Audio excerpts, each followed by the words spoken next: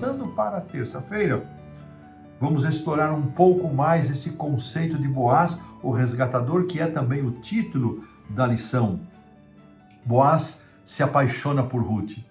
É possível que ele fosse, quem sabe, um solteirão, alguém com já um pouco mais maduro, talvez, a gente não tem essa informação, mas eu imagino assim. E ele desejou, então, se casar com Ruth, mas havia uma barreira, havia um outro parente mais chegado do que Boaz. E este deveria, ao resgatar, ao comprar a terra de Noemi, porque ela já não tinha como viver, a não ser que vendesse a sua herança, a herança do seu marido Elimeleque, aquele parente, ao comprar a terra, ele deveria também suscitar descendência ao falecido, aos filhos de Ruth, aos filhos de Noemi, especialmente este, o marido de Ruth, que era o Malom, dos dois filhos mencionados. Então, este parente mais próximo, ele também, aqui a lição faz uma aplicação, ele apresenta algumas reivindicações, este parente que parece estar mais próximo. E ela coloca essa figura desse cavalheiro como sendo um tipo, uma figura de Satanás. E aqui são introduzidos 4 textos bíblicos: Jó, Mateus 4, Judas 9 e Lucas 22.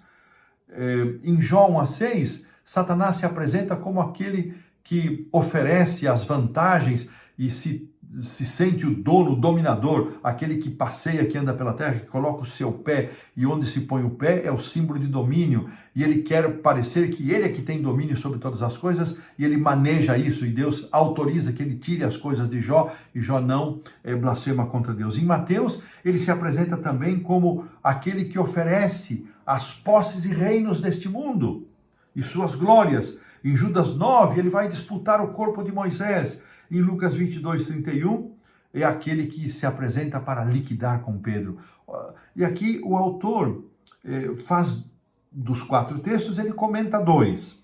Ele menciona aqui a experiência de Jó, como Jó reivindicou como seu a devoção de Jó, dizendo que ele só servia a Deus porque ele era beneficiado pelo Senhor. Satanás estava dizendo: ele só te segue porque você é bom com ele. Tira tudo deles, você vai ver como ele vai te rejeitar e vai seguir a mim. Em outras palavras, era isso que Satanás estava dizendo. E acerca de Moisés, muito interessante essa figura registrada por Judas, verso 9, lá o pequeníssimo livro do Novo Testamento. Nós não temos os detalhes, mas Judas nos fala por inspiração que quando Jesus se apresentou, quando Miguel, o arcanjo Miguel, nome de guerra de Cristo, ele se apresenta para ressuscitar a Moisés, Satanás quer dizer: não, ele é meu. E Ellen White vai confirmar isso. Nesta citação de patriarcas e profetas, ela vai dizer o seguinte: Satanás ficou apreensivo com respeito à sua supremacia, porque pela primeira vez Cristo estava para dar vida a um morto. E Satanás ficou apreensivo. Ele vangloriava-se de que o servo de Deus, Moisés, havia cometido o mesmo pecado que ele, ou seja, chamou para si uma glória que pertencia só a Deus. E eu vou pedir agora que a produção coloque da metade do parágrafo para diante, ali começando com declarou. Declarou que nem mesmo Moisés, por favor, produção, declarou que nem mesmo Moisés havia sido capaz ou foi capaz de guardar a lei de Deus, que ele tinha tomado para si a glória de Jeová, o mesmo pecado que determinara a expulsão de Satanás no céu. E com essa transgressão tinha caído sob o domínio de Satanás. Cristo, no entanto, refutou essa alegação e Moisés foi ressuscitado. Olha a figura desse pretenso resgatador. Boaz, então, a história registrada aqui no capítulo 4, Boaz é muito interessante esse registro, né? Boaz vai ali até a porta da cidade, ele chama o outro resgatador, ele diz: não, eu fico com a terra. Mas quando Boaz diz: mas tem a viúva, tem Ruth, você tem que suscitar descendência.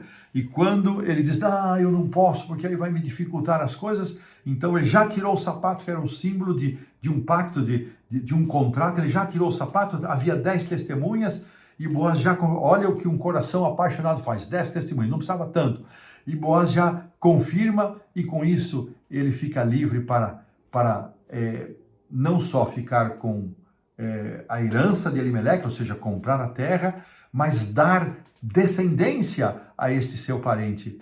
E é curioso que do casamento de Ruth com Boaz nasceu Obed. Obed é um nome cujo significado é servo, que é um nome reduzido de Obadias, que quer dizer servo de Deus.